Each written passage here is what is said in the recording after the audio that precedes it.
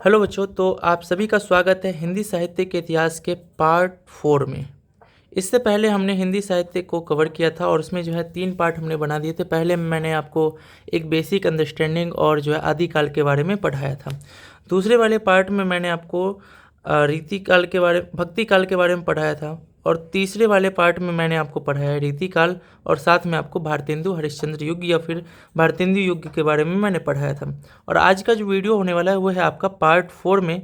तो वीडियो को स्किप मत कीजिएगा, बिकॉज आपको कहीं भी अभी जो आपके CHS एंट्रेंस एग्जाम के लिए जो है कोई अलग से जो है आपको MCQ वगैरह बहुत सारे कराए जा रहे हैं, बट आपको कहीं पे भी एक जगह कंपाइल नोट्स नहीं दिए जा रहे हैं। ठीक है, तो वीडियो को लास्ट तक देखिएगा। और अगर जो आपने इससे पहले कोई भी वीडियो नहीं देखा है पार्ट 1, पार्ट 2, पार्ट 3, तो जाके एक बार विजिट कर लीजिएगा।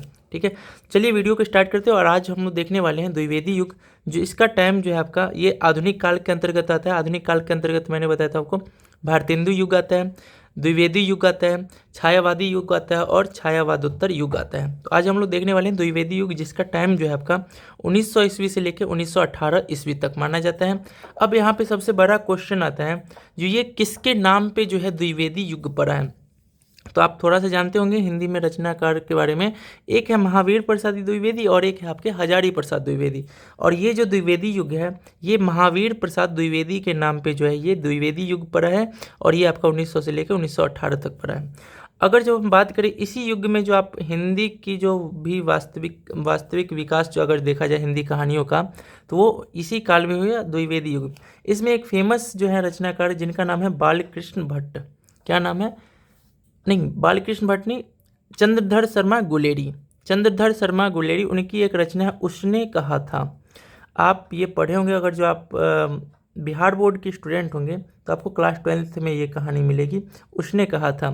तो ये जो है बोला जाता है हिंदी साहित्य का प्रथम कहानी में से एक बोला जाता है और काफ़ी फेमस कहानी, कभी मौका मिले तो पढ़िएगा।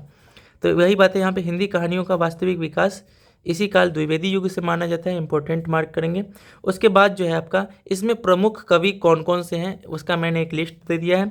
महावीर प्रसाद खुद है, और महावीर प्रसाद, चंद्रधर शर्मा गुलेरी जिनकी चर्चा मैंने किया था, उसने कहा था मैं। ठीक है, अयोध्या सिंह उपाध्याय ये पूरा नाम है और हरियोध जो है उनका टाइटल है। अयोध्या सिंह उपाध्याय हरियोध। मैथिली शरण गुप्त, राम नरेश त्रिपाठी जो बच्चों के लिए कहानी लिखने में काफ़ी फेमस है, मिश्र बंधु। ठीक है, तो ये सभी जो हैं द्विवेदी युग के प्रमुख रचनाकार हैं।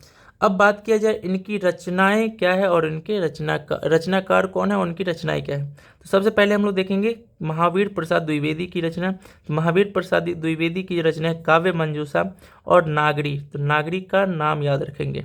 ठीक है, महावीर प्रसाद का रचना काव्य मंजूषा और नागरी।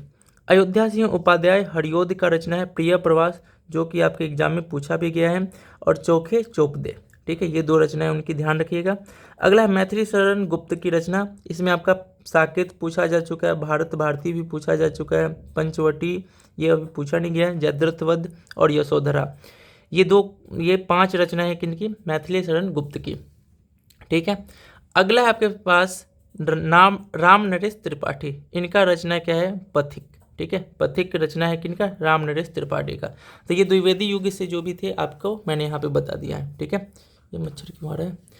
द्विवेदी युग का आप ध्यान रख लीजिएगा, इनका किनके नाम पे पड़ा है? तो महावीर प्रसाद द्विवेदी के नाम पे। और इनका जो है इसमें से रचना एक नागरी, ध्यान रखिएगा।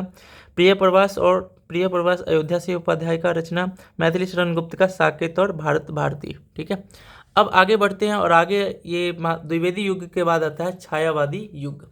ठीक है, छायावादी युग क्या होता है इसको तो मैं अभी नहीं बताऊंगा, क्योंकि अगर जो उस पर चर्चा किया जाए तो बहुत लंबा हो जाएगा। बस आप ध्यान रखिएगा, एक छायावादी युग था, हिंदी साहित्य में आधुनिक काल का एक पार्ट है छायावादी युग। और इसका जो है टाइमिंग आपका 1918 से 1936 तक माना जाता है। इसका कुछ अन्य नाम भी हैं। ठीक है, जैसे मैंने आपको आदिकाल के बारे में बताया था। ठीक है, उसके अलावा रीतिकाल में भी मैंने बताया था अन्य नाम। उसी तरह छायावादी युग का भी अन्य नाम है। जैसे द्विवेदी युग का तो इसके नाम पे पड़ गया, महावीर प्रसाद द्विवेदी के नाम पे। उसी तरह छायावादी युग का अन्य नाम है शुक्ल युग। और ये जो शुक्ल युग है ये किन के नाम पे पड़ा है? तो ये आचार्य रामचंद्र शुक्ल के नाम पे ही शुक्ल युग पड़ा है। और इसमें जो है छायावादी युग में 4 प्रमुख रचनाकार हुए, जिसमें बोला जाता है छायावादी युग के 4 प्रमुख स्तंभ। ठीक है, ये एक इम्पोर्टेंट मार्क करेंगे, आप ध्यान रखिएगा। जो आपसे पूछा जा सकता है जो छायावादी युग के 4 प्रमुख स्तंभों में से कौन था या कौन नहीं था, तो चारों का नाम आपको याद रखना पड़ेगा। पहला जयशंकर प्रसाद, सुमित्रानंदन पंत, सूर्यकांत त्रिपाठी निराला और महादेवी वर्मा। ठीक है, महादेवी वर्मा अक्सर आते हैं ऑप्शंस में। ठीक है, तो चारों का नाम क्या क्या है? जयशंकर प्रसाद, सुमित्रानंदन पंत, सूर्यकांत त्रिपाठी निराला और महादेवी वर्मा।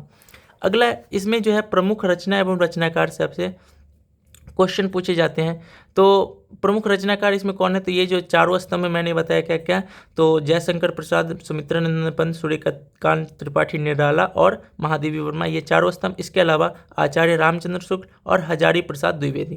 ध्यान रखिएगा, इधर है हजारी प्रसाद द्विवेदी और इधर है महावीर प्रसाद द्विवेदी। महावीर प्रसाद द्विवेदी के नाम पे द्विवेदी युग पड़ा। ऐसे भी ध्यान रखना, जो इनके हजारी से याद रखना हार गया। ठीक है, तो इनके नाम पे नाम नहीं पड़ा, और महावीर जो पावरफुल होगा उन्हीं के नाम पे पड़ा द्विवेदी युग। तो कन्फ्यूज नहीं होना, जो हजारी प्रसाद द्विवेदी थे या फिर महावीर प्रसाद द्विवेदी। ठीक है, अगला आपके पास जो इनमें कौन कौन से कवि हुए और उनके रचना क्या क्या है। तो जयशंकर प्रसाद, यहाँ से आपके बहुत सारे क्वेश्चन आते हैं, जैसे कामायनी उनकी रचना है, आंसू, झरना, लहर। तो देखो आंसू से झरना और झरना में लहर। ठीक है, तो कभी कभी कहते हैं ना आंसू मत बहाओ झरना मत बहाओ, तो ये याद रखिएगा, आंसू, झरना, लहर, प्रेम पथिक, उर्वशी। ठीक है, उर्वशी के ऊपर मैं बाद में एक चर्चा करूंगा। अगर जो उर्वशी 2 लोगों ने लिखा है, एक रामधारी सिंह दिनकर ने और एक है जयशंकर प्रसाद ने।